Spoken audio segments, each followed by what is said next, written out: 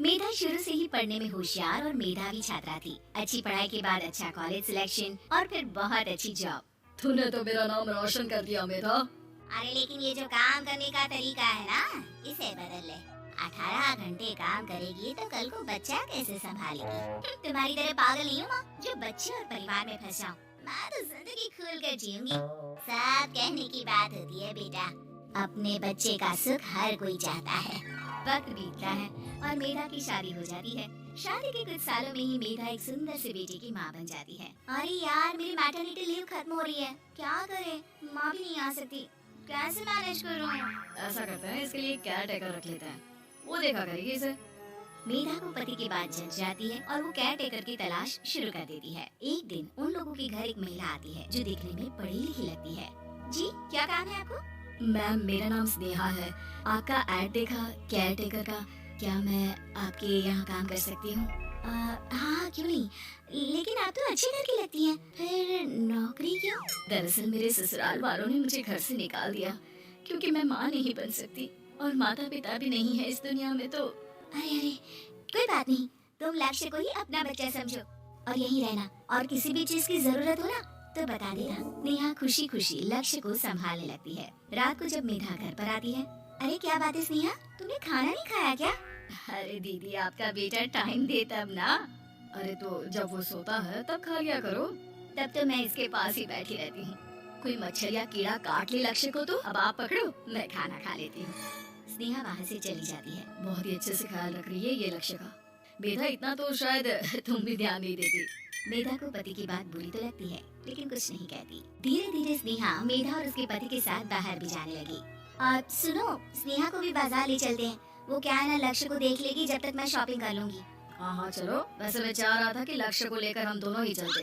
क्या यार, तुम तो फ्री में इमोशनल हो जाते हो, कितना देख लेंगे हम दोनों मिलकर, ले चलो उसे। कार से निकलकर मेधा और लक्ष्य रोड क्रॉस कर रहे थे कि सामने से कार आ जाती है। मेधा का ध्यान नहीं होता लेकिन स्नेहा तुरंत लक्ष्य को मेधा से छीन लेती है। मेधा गिर जाती है और कार मेधा को छूकर निकलती है, जिससे मेधा को खून आ जाता है। पति मेधा को हाथ देकर उठाता है। स्नेहा लक्ष्य को लेकर गले लगाई रहती है। थैंक्स स्नेहा, मैंने तो ध्यान ही नहीं दिया था कि कार आ रही है। स्नेहा का गुस्सा मालकिन पर टूट पड़ता है। अरे कैसी माँ है आप, अगर आज कुछ लक्ष्य को हो जाता तो मैं आपको कभी माफ नहीं करती। छोटा सा बच्चा है, उसे चोट लगती तो पता है कितनी तकलीफ होती है। पति भी स्नेहा को देखने लगता है कि उसे क्या हो गया। मेधा को स्नेहा पर काफी गुस्सा आ जाता है। घर आकर कहती है, देखो स्नेहा, माना तुम लक्ष्य को बहुत प्यार करती हो, लेकिन वो मेरा बेटा है, मैं कभी जानबूझकर उसके साथ बुरा नहीं कर सकती, समझी? मुझे माफ कर दीजिए, मैं लक्ष्य को लेकर कुछ ज्यादा ही सेंसिटिव हो चुकी हूँ। मैं ध्यान रखूंगी कि आगे से ऐसा ना हो। मेधा का मन स्नेहा से अब हटने लगा था। एक शाम मेधा ऑफिस से घर आती है कि लक्ष्य उसे दिखाई नहीं देता और ना ही स्नेहा। वो स्नेहा के कमरे में जाती है जहाँ दोनों सो रहे होते हैं। अरे स्नेहा, लक्ष्य को आज इस कमरे में क्यों सुला दिया? दीदी, मुझे नींद आ रही थी, ऐसे में उसे कमरे में अकेले लिटाना मुझे ठीक नहीं लगा। मेधा बच्चा उठाने लगती है कि स्नेहा टोक देती है। रहने दीजिए ना दीदी, सो रहा है, फालतू में नींद खराब हो जाएगी। मेधा को गुस्सा आ जाता है और वो बच्चा उठाकर वहाँ से चली जाती है। अगले दिन मेधा स्नेहा को बुलाती है, साथ में एक और लड़की खड़ी होती है। स्नेहा, अब तुम अपना कुछ और देख लो, हम लोगों को नई केयर टेकर मिल गई है, तुम इस हफ्ते घर छोड़ देना। स्नेहा का मन लक्ष्य को छोड़ने का नहीं करता, लेकिन नौकरी तो नौकरी होती है ना। स्नेहा घर से चली जाती है। धीरे धीरे महीने और साल बीतते जाते हैं और लक्ष्य एक नौजवान लड़का हो जाता है। लक्ष्य, आज मुझे मंदिर जाना है, ले चलोगे? ठीक है माँ, एक काम करके अभी वापस आता हूँ, तब तक आप और पापा दोनों तैयार हो जाइए। दोनों तैयार होकर बैठ जाते हैं लेकिन लक्ष्य काफी देर तक नहीं आता। अरे मेधा, फोन तो करो लक्ष्य को, देखो क्या हो गया उसे। मेधा फोन करती है तो पता चलता है कि लक्ष्य का एक्सीडेंट हो गया है और वो सिटी अस्पताल में है। जल्दी चलिए, पता नहीं कैसा होगा मेरा बेटा। अरे चिंता ना करो, सब ठीक होगा, मैं अभी कार निकालता हूँ। दोनों मियाँ बीवी अस्पताल पहुँचते हैं जहाँ वो लोग देखते हैं कि लक्ष्य बिस्तर पर पड़ा होता है। एक महिला इन्हें यहाँ लेकर आई है, वो वहाँ बैठी है, लेकिन फिलहाल तो आप लोगों को इनके लिए किडनी का प्रबंध करना होगा। एक्सीडेंट में इसकी किडनी डैमेज हो गई है। मेरी ले लीजिए डॉक्टर साहब, मेरे बेटे को बचा लीजिए। नहीं नहीं, आप माँ हैं, आपकी नहीं ले सकते, पिता की भी नहीं। आप किसी रिलेटिव या दोस्त से पता कर लें और हाँ, थोड़ा जल्दी करें क्योंकि देर होने से मामला बिगड़ सकता है।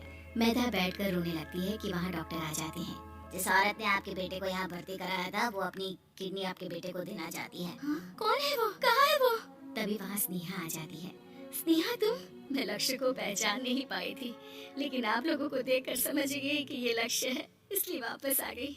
मैं अपनी किडनी आपके बेटे को देना चाहती हूँ। मेरी अपनी तो कोई औलाद नहीं, लेकिन लक्ष्य में मैंने हमेशा अपना बच्चा देखा। तुम धन्य हो स्नेहा, जो इतने साल में भी लक्ष्य को भूल नहीं पाई।